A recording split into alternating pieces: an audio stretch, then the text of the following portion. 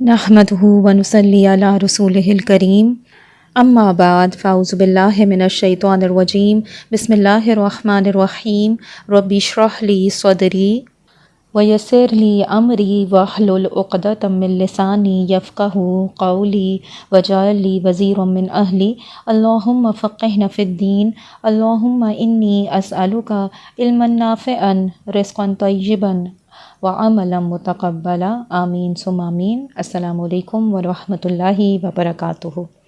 سیرت النبی سیریز الحمدللہ ثم الحمدللہ جاری ہے، اور ہم نے پچھلے چیپٹر میں دیکھا تھا کہ نبی صلی اللہ علیہ وسلم کو مبعوث کیے جانے، یعنی پچھلے انبیاء کے بعد مبعوث کیے جانے کی کیا وجہ تھی۔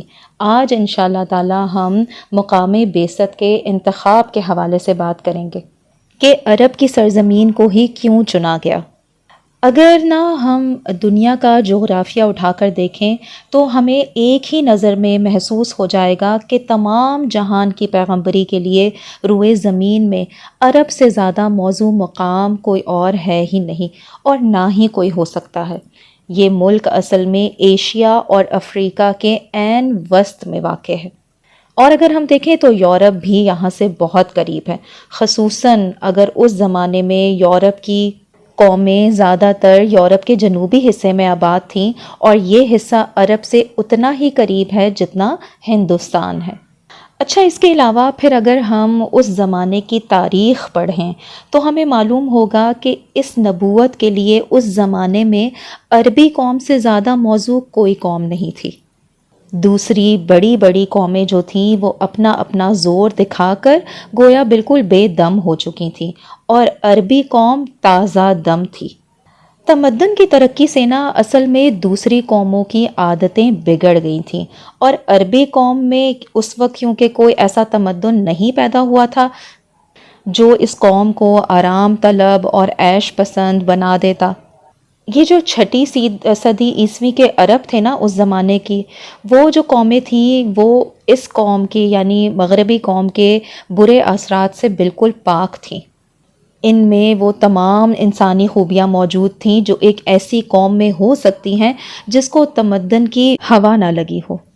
وہ قوم بہادر تھی، بے خوف تھی، فیاض تھی، عہد کے پابند لوگ تھے، آزاد خیال اور آزادی کو پسند کرنے والے تھے، کسی قوم کے غلام نہ تھے، اپنی عزت کے لیے جان بھی دے سکتے تھے، اور نہایت سادہ زندگی بسر کرنے والے لوگ تھے، عیش و عشرت سے بیگانہ تھے۔ لیکن آپ دیکھیں کہ اس بات میں بھی کوئی شک نہیں ہے کہ ان میں بہت سی برائیاں بھی تھیں، کیونکہ 2500 برس سے ان کے ہاں کوئی پیغمبر نہیں آیا تھا۔ کیونکہ آپ دیکھیں کہ حضرت ابراہیم علیہ السلام اور حضرت اسماعیل علیہ السلام کا زمانہ حضرت محمد صلی اللہ علیہ وسلم سے 2500 برس پہلے گزر چکا تھا۔ اتنی لمبی مدت کے اندر کوئی پیغمبر عرب میں پیدا نہیں ہوا تھا، اور نہ کوئی ایسا رہنما پیدا ہوا تھا جو ان کے اخلاق کو درست کرتا اور انہیں تہذیب سکھاتا۔ ایک طرح سے نا یہ قوم صدیوں تک ریگستان میں آزادی کی زندگی بسر کر رہی تھی، جس کے سبب ان کے اندر جہالت پھیل گئی تھی، اور وہ اپنی جہالت میں اس قدر سخت ہو گئے تھے کہ ان کو آدمی بنانا کسی معمولی انسان کے بس کا کام نہیں تھا۔ لیکن یاد رکھیے کہ اس کے ساتھ ساتھ اس قوم میں یہ قابلیت ضرور موجود تھی کہ اگر کوئی زبردست انسان ان کی اصلاح کر دینا اور اس کی تعلیم کے اثر سے کسی اعلیٰ درجے کے آپ سمجھیں مقصد کو یا گول کو لے کر اٹھ کھڑے ہوں تو دنیا کو زیر و زبر کر ڈالیں گے۔ یہ طاقت، یہ قابلیت اس قوم میں موجود تھی، بس انہیں ایک رہنما کی ضرورت تھی، اور پیغمبر عالم صلی اللہ علیہ وسلم کی تعلیم کو پھیلانے کے لیے ایسی ہی جوان اور طاقتور قوم کی ضرورت تھی۔ تو اسی لیے عرب کے علاقے کو، عرب کی قوم کو چنا گیا۔ اس کے بعد اگر ہم دیکھیں تو عربی زبان کو، اس کو کیوں چنا گیا؟ جب ہم اس زبان کو پڑھیں گے نا اور اس کے علم اور ادب کا مطالعہ کریں گے تو ہمیں معلوم ہوگا کہ بلند خیالات کو ادا کرنے اور خدائی علم کی نہایت نازک اور باریک باتیں بیان کرنے اور دلوں میں اثر پیدا کرنے کے لیے اس سے زیادہ موزوں کوئی اور زبان نہیں ہے۔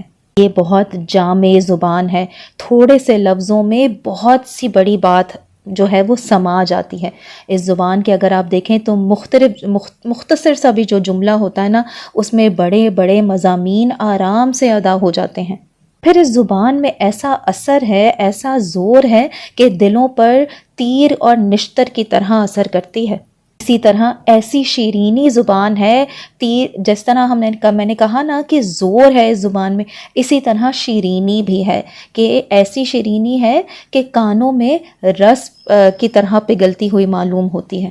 جیسے ایک ایسا نغمہ ہوتا ہے نا کہ آدمی بے اختیار اس نغمے کو سن کر جھومنے لگتا ہے، دل پر ایسے اس کے الفاظ اثر کرتے ہیں۔